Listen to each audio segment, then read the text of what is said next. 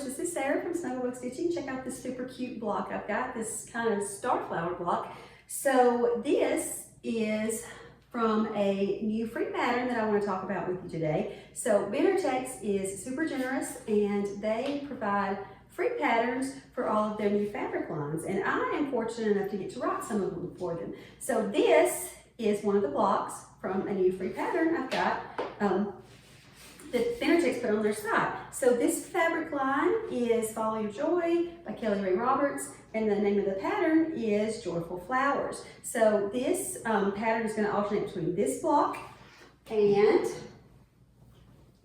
this chain block. There are 12 blocks. They're all super big. So once you get all the blocks made, the quilt goes together really quick. So let's just take a quick look at a close-up of one of those blocks. There's a technique in the starflower block that you may not be familiar with. So that's what we're going to do in today's video, is a little tutorial for that. So the thing that has the unfamiliar technique is going to be these two units right here. And I like to think of these as kind of the petals of the flower. So that's what our tutorial for today is going to be about. I'd like to show you some of the fabrics that I used in this quilt first, and then we'll get into our tutorial. Before we get into the demo, let's just have a look at some really pretty fabric that I'm going to be using. This is the fabric that I wrote this pattern for.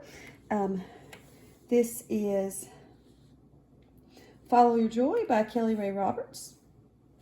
And let's just have a look at it. So first, we're going to use this really pretty panel. And you can see some of the blocks in the panel there. So what we're going to do is we are going to fussy cut these individual pieces of the panel and use those as the centers of the flowers.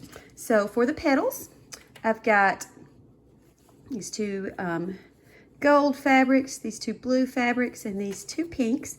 And this pink is going to be part of the petals and also going to be used for the binding. For the leaves, we've got this green fabric here. And right here, this is going to be the foreground for the chain blocks. And then this is my background, it's the peach background. And this is going to be my backing. So let's go back to this pink right here that is going to be used as both the binding and one of the petal blocks.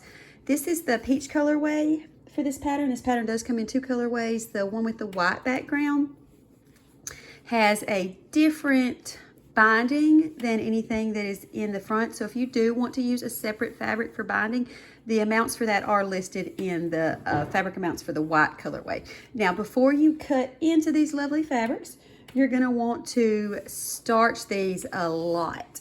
And I say that because you're going to be working with both bias edges and bias seams. So if you're new to sewing and quilting and don't know what I mean by bias, so what that means is usually you would cut fabric along the grain of the fabric. So either along the horizontal grain, along the vertical grain.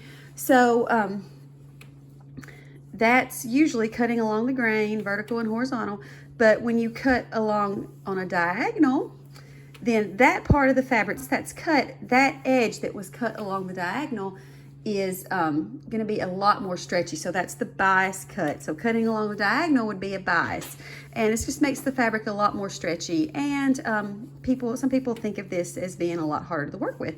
So if you starch that first, that's going to take a lot of that bias out of play. So before you cut into this fabric, starch it a lot. So let's get on to our demo.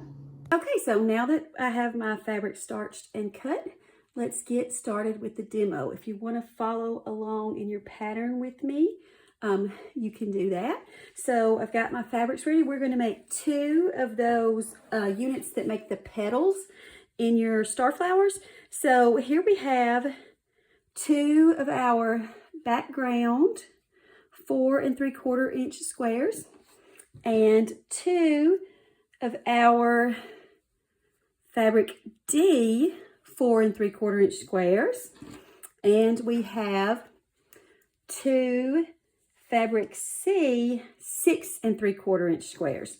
So the first thing we're going to do is we're going to cut our fabric C fabrics into two halves diagonally. And if you want to cut these at the same time you can, or if you don't feel comfortable doing that, you can cut them one at a time. I'm going to cut them two at a time just to make it a little quicker. I've got a 12 3/4 inch square ruler here and a rotary cutter. So for the ruler, you can use a long ruler here. You don't have to use a square one. I'm just using this one because it's the one I'm going to use later to square up the blocks. So we're going to just cut this in half diagonally.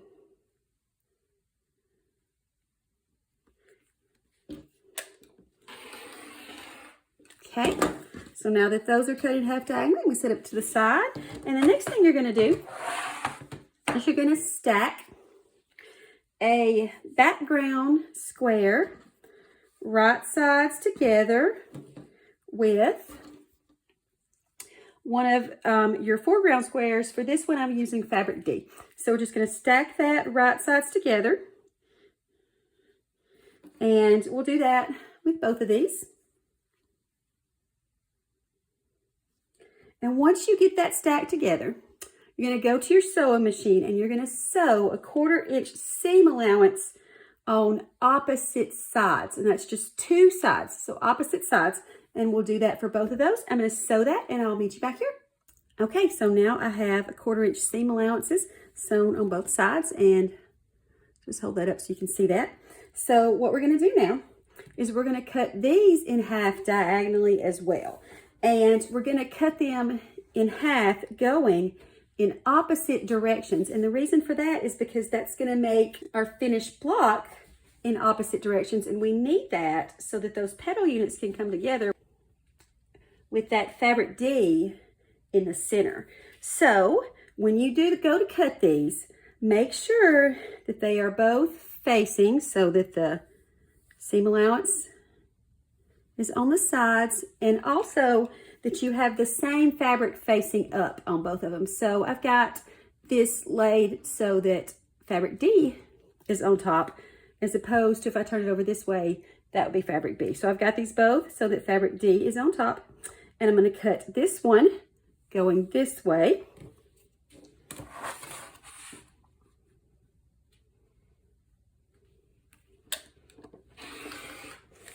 All right, move that out of the way just a little bit. And I'm going to cut this other one going in the opposite direction.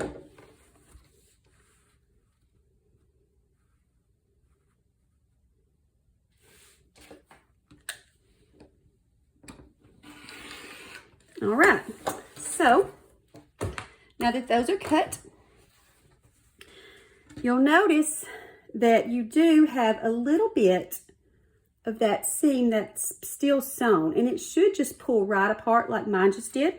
But if you're worried that it won't, you're worried about damaging your fabric, you can just grab the thread tails and they'll yank right out. And then when you pull it apart, you don't have to worry about damaging your fabric. It's probably not going to anyway, but if you're worried about it, you can just pull a hold of the thread tails and they'll come right out. So we're going to take these, we're going to open these up, and you'll head over to your iron or your pressing station, and you're going to press these so that they're going towards that foreground fabric. And I'm just going to finger press these right now so you can see. Just so you can see how they look. So you can see I made 2 units that have the foreground on the right side.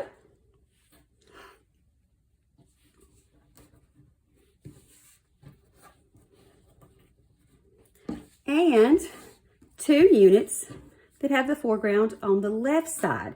Now, these units will have the bias edges, that part you cut on the diagonal, the part that's a little stretchier on the outside. This is why I said to starch these heavily, because it sort of takes that stretch out of place. See, that's not stretching that bad. And then this piece right here will have a bias seam that you'll end up having to sew it to. So you're going to be working with bias seams and bias edges in this pattern. So that's why we starched it so heavily. So now let's go ahead and put our petals together. So we're going to take this block and we're just going to kind of lay out that petal part. So you're going to have the unit with the foreground on the right side and lay that here. and a unit, one of the units with the foreground on the left side, and lay that here. So that makes that block. Now, if you look at this, you can see that, I'm going to kind of stack it so you can see that a little bit better, but you can see that this fabric C that I cut in half diagonally is a good bit bigger than this quarter square triangle unit. And I made that to give you a little bit of wiggle room. You're going to have to trim this down after you make the block anyway. So I made that to give you a little bit of wiggle room because since you can't get them to match up exactly anyway, this way you do not have to be as perfect as far as centering this unit to this piece when you go to sew it together. So you'll have a little bit of wiggle room and still be able to trim those down nicely. If it was just barely bigger, you'd have to be a lot more precise when you try to center this. So when I say center it, we've got this seam line right here should be lining up well with this tip of that half square. So if you've got this being a decent amount bigger than this piece, that just gives you a little bit more leeway so that that doesn't have to be as perfect, especially since this is a technique that you may not be familiar with. So we'll sew both of these units together. So you're just going to try to center them as much as you can, as best you can. It doesn't have to be perfect, but you want it to look nice and centered. And then you'll sew that together with a 1/4 inch seam allowance. And I'm going to sew that and then I'll be right back. I'm going to show you how to trim these. You cannot trim these the same way that you would trim a half square triangle. If you do, it's going to be wonky and it's not going to work. So I'm going to sew these 2 units together, and I'll also take my other side. I said we were going to make 2 of these. I'll also take my other side and sew those together. So I'm going to run and press these towards the foreground fabric, and then I'm going to sew these units together, and then I'll show you how to trim those. So once you get those sewn together, and you will be working with that sewing, this seam right here will be on the bias. So just go slow while you sew it. The start should take care of a lot of it, but you know, always be careful. So once you get them done, you're going to open these up and you'll press that. I like to press away from this 1/4 square triangle part. Once you get them pressed and squared, you see that's how they'll go together.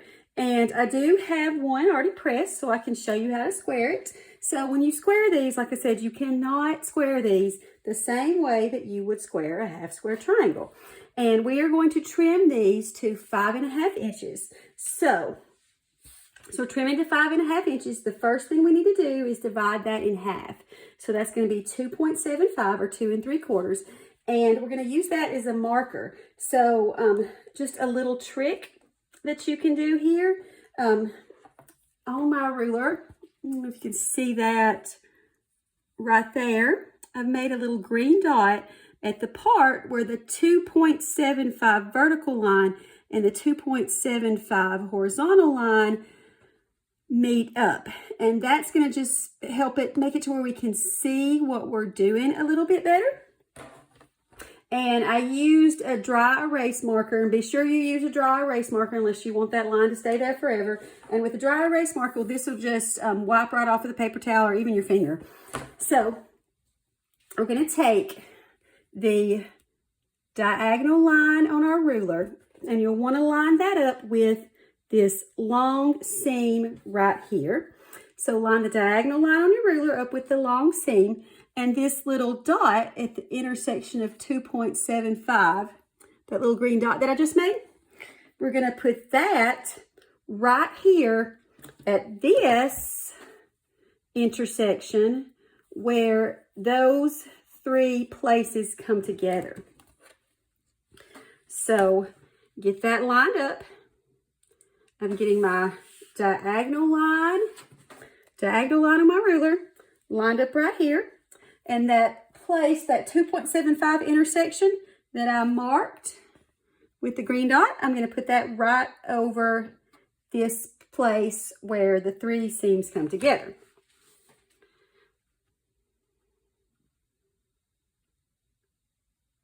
Okay, so once you have that all lined up, you're going to hold really firm pressure with your ruler because you don't want that to slide around on you.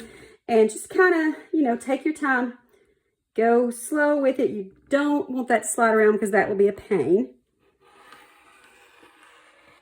Trim to the side.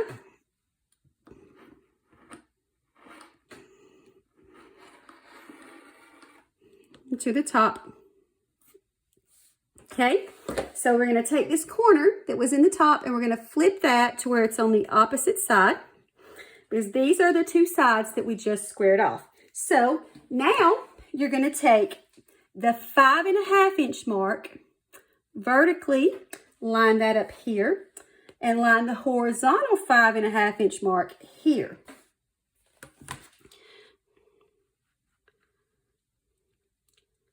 And once you have that lined up,